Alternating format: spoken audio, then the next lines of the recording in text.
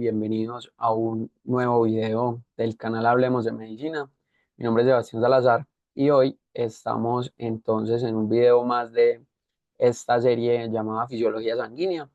Hoy culminamos la primera etapa de esta serie con el tema de hemoclasificación.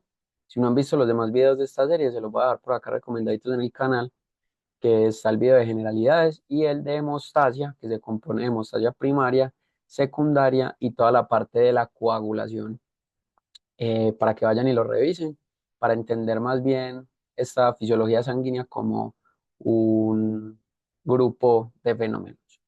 Entonces empecemos con el tema del día de hoy, que se trata de hemoclasificación. Entonces, para hoy lo primero que tenemos que tener claro es qué es una relación antígeno-anticuerpo.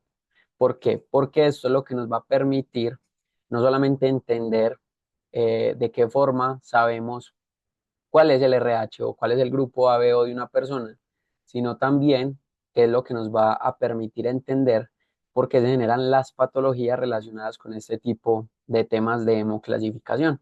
Entonces, básicamente nosotros tenemos en las células de nuestro cuerpo unos antígenos que están en la superficie, como acá lo podemos ver. Esos antígenos son los que permiten identificarse a las células. Son los que les permite dar una identificación a esas células, y entonces a este antígeno hoy lo vamos a entender como si fuera la cédula. La cédula que permite identificar qué tipo de célula es, ¿cierto? Y cuáles son las características de esas células. Pero ¿qué pasa?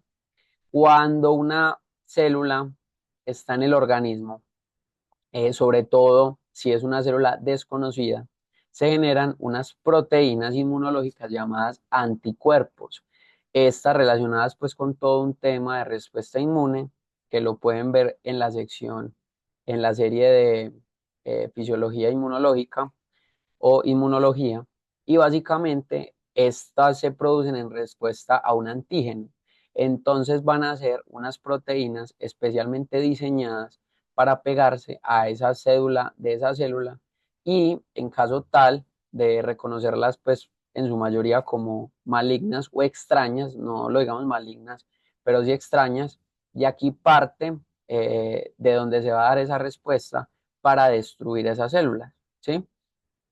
Entonces, teniendo en cuenta que nosotros tenemos los antígenos en las superficies de nuestras células, entonces vamos con la primera parte, que es entender qué es el grupo sanguíneo ABO. Entonces, básicamente en nuestros eritrocitos, que ya sabemos gracias al video de generalidades qué tipo de células son, de dónde salen y cuáles son los estímulos para producirse, básicamente nosotros podemos tener tres fenómenos, ¿sí?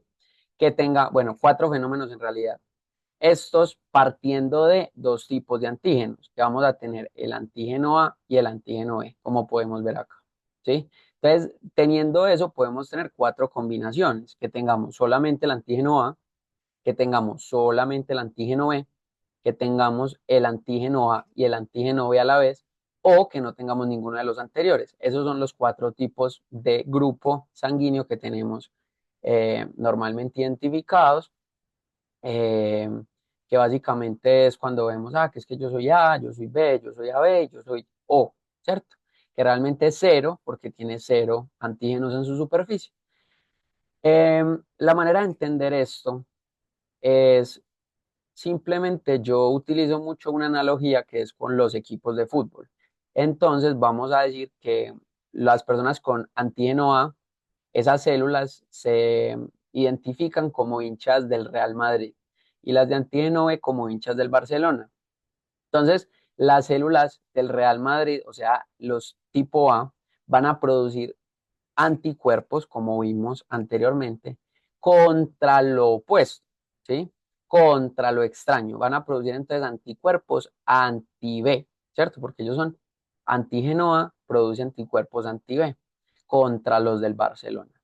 Y estos hinchas del Barcelona, ¿sí? Van a producir anticuerpos anti-A porque ellos son antígeno B. Y le van a tirar esos anticuerpos entonces a los hinchas del Real Madrid, lo que sería entonces un anticuerpo anti-A. Esa es la mejor forma de entenderlos. Ahora, podemos tener algún colega que le gustan los dos equipos. Entonces, si les gustan los dos equipos, no le va a tirar anticuerpos ni a los del Real Madrid ni a los del Barcelona. Entonces, las personas con antígeno A y antígeno B, o sea, grupo sanguíneo AB, no le van a tirar el mal a nadie, no van a producir ningún anticuerpo porque reconocen los dos antígenos. Ahora, las personas que en este caso no les gusta, no sé, los equipos de España o no les gusta el fútbol, van a tirarle a los dos equipos, tanto al Real Madrid como al Barcelona, porque los dos los reconoce como extraños. Entonces, las personas sin antígeno, sin ningún antígeno, sea grupo sanguíneo O, van a producir anticuerpos anti-A y van a producir anticuerpos anti-B.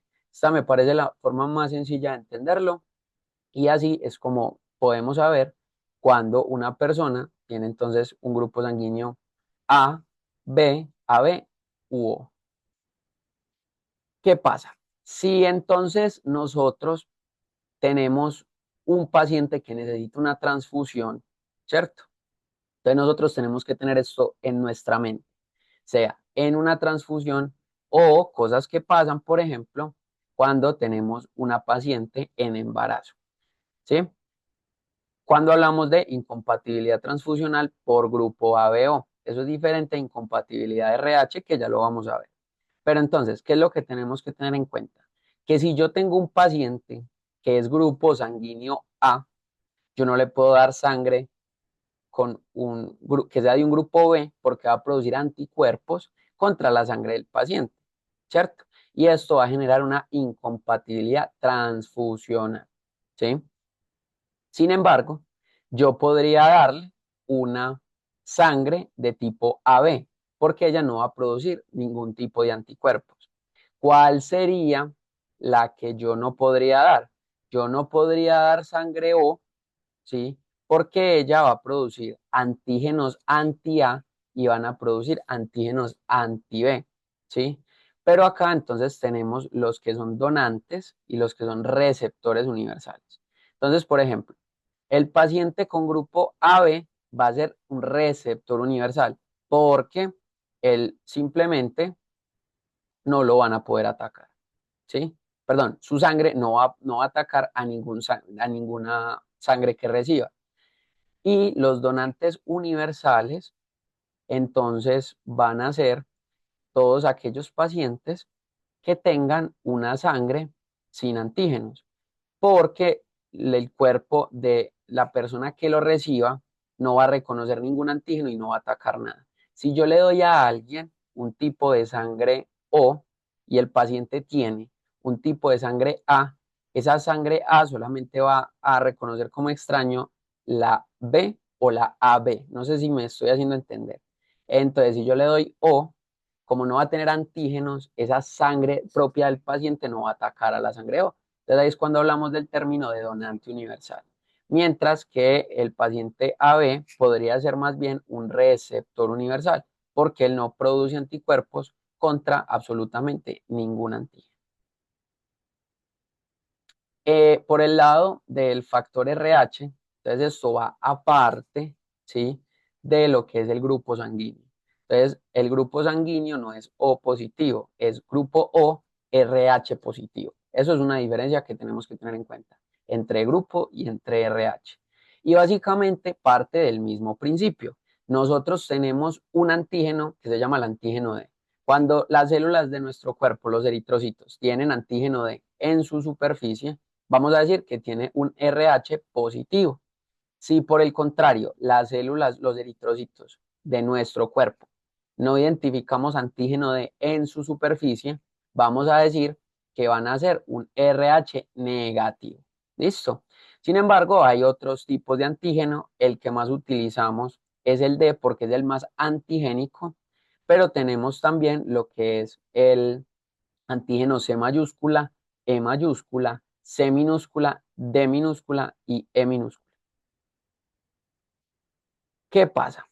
Normalmente la incompatibilidad de grupo, cuando yo le pongo la sangre que no es compatible, por ejemplo, una sangre B a un paciente A, es muy rápida que se va a dar esa reacción. Sin embargo, cuando lo hago por RH, ¿sí? Es una hemólisis más tardía, ¿sí? Porque se empiezan a generar esos anticuerpos, ¿sí? Más que todo el pico a un tiempo después de la aplicación. Puede ser entre 2 a 4 meses. y los de grupo se están generando el pico incluso antes de los primeros 15 días de la transfusión. Entonces eso también hay que tenerlo en cuenta dependiendo de los factores que tengamos en nuestro paciente. Y acá entonces también volvemos a lo mismo. Si yo tengo un antígeno, ¿sí? Es positivo, RH de una persona, y yo le doy RH negativo, estas van a reconocer esos antígenos como extraños. Y al reconocerlos como extraños, entonces van a atacar. Entonces, por eso es que es tan importante, sobre todo en las mujeres en embarazo, hacer una correcta hemoclasificación para mirar si ella tiene RH negativo, sin importar solamente el grupo. Cualquier paciente de RH negativo debe tener la vacuna, ¿sí? Para reconocer el antígeno en caso de que su hijo salga con un RH positivo y no lo ataque, ¿sí? Eso es lo que debemos hacer en estos casos. Entonces es importante reconocer cuando hay riesgo de que de pronto haya una incompatibilidad RH. Este tema era bastante corto. Con eso, como les digo, finalizamos entonces la serie de fisiología sanguínea.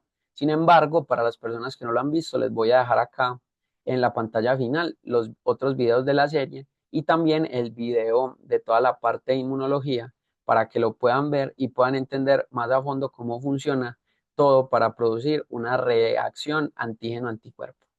Muchas gracias.